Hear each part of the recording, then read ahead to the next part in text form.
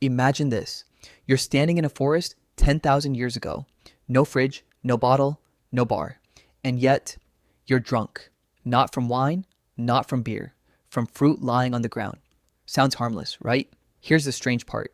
Scientists believe this exact moment humans eating rotting, fermented fruit may have quietly reshaped the human brain, human behavior, and even human survival itself. Wait, fruit did that? Yes. And once you understand how, you'll never look at a drink the same way again. Let's rewind. Every animal that eats fruit eventually faces the same problem. Fruit rots. And when fruit rots, sugar turns into alcohol. So early humans, and even earlier, our primate ancestors, weren't choosing to drink alcohol. They were accidentally eating it every single day. Here's where it gets strange. Our bodies shouldn't be good at processing alcohol. It's a toxin. It damages cells. It messes with judgment. It should have been avoided completely. But something happened millions of years ago that changed everything. A tiny genetic mutation, one that made our ancestors' bodies process alcohol 40 times faster than other primates. 40 times. Why would evolution do that? Why would nature accidentally build creatures that could binge on alcohol without instantly dying? That question alone puzzled scientists for years, and the answer is stranger than fiction. Around 10 million years ago, something shifted in the diet of our ancestors. They moved from living mostly in trees to spending more time on the ground. And on the ground, fruit doesn't stay fresh, it falls, it sits, it ferments. So early hominins had two choices: avoid fermented fruit and risk starving, or eat it and deal with the alcohol inside. They chose to eat it, and their bodies adapted. Scientists studying primate DNA found a mutation in a gene called ADH4, in a gene responsible for breaking down alcohol. This mutation appeared right around the time our ancestors started walking more, foraging more, and eating more fallen fruit. That's not a coincidence. That's evolution responding to reality. But here's where it gets strange. If our bodies became good at processing alcohol, why do so many humans today still get sick, dizzy, or even pass out from drinking? If evolution solved the problem, why does the problem still exist? That's the bigger question, and the answer reveals something unexpected about human survival itself. Here's the twist. Evolution didn't design humans to handle alcohol safely. It designed humans to handle just enough alcohol to survive on fermented fruit without dying from starvation. That's a very different goal. Think about it like this. A lion doesn't have health insurance. If it doesn't eat today, it might not eat tomorrow. Early humans faced the same brutal math. If fermented fruit was the only food source available, the ones who could tolerate a little alcohol survived.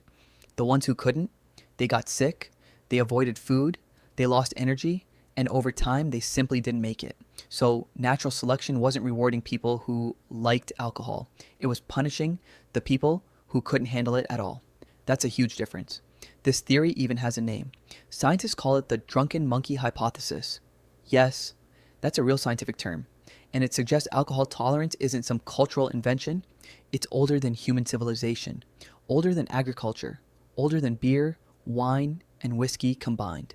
It's baked into our biology, but that's only part of the story. Here's where things get even more interesting. If early humans were surviving on fermented fruit for thousands of years, that means alcohol wasn't just tolerated, it may have shaped human behavior. Some researchers believe mild alcohol consumption may have encouraged early humans to gather in groups. Why? Because feeling relaxed, less anxious, and more social, even slightly, could have helped strangers bond, cooperate, and share food discoveries. In other words, alcohol might have been one of the earliest social lubricants in human history, long before language became complex, long before storytelling, long before laws or cities. This is where a bigger question emerges. Did alcohol help build human society? That sounds shocking, but here's a piece of evidence that makes it even more convincing. Archaeologists discovered fermented beverage residue in pottery from over 9,000 years ago in China. Not wine, not beer exactly. A mixed fermented drink made from rice, honey, and fruit 9,000 years ago, before writing, before the wheel in most regions, which means humans were intentionally creating alcohol almost as soon as they had the tools to store liquid. That's not an accident. That's a pattern. And that pattern raises an unsettling thought. What if human civilization and alcohol didn't just coexist? What if they evolved together? Here's the deepest layer of this mystery. Some anthropologists argue that early beer, not bread, may have been one of the reasons humans started farming grain in the first place. Not for food, for fermentation. Grain could be stored, grain could be turned into alcohol, and alcohol could be used in rituals, celebrations, and group bonding. If this theory is true, it flips a common belief upside down. We often think humans farmed grain leads to made bread, leads to survive, leads to thrived. But the alternate theory says humans wanted alcohol leads to farmed grain, to make it leads to agriculture followed as a side effect. Beer before bread, ritual before survival strategy. Feels almost unbelievable, right? But that's only part of the story, because there's a darker layer hiding underneath all of this. Yes, alcohol tolerance may have helped ancient humans survive. Yes, it may have encouraged social bonding. Yes, it may have influenced the birth of agriculture, but it also came with a price still visible today.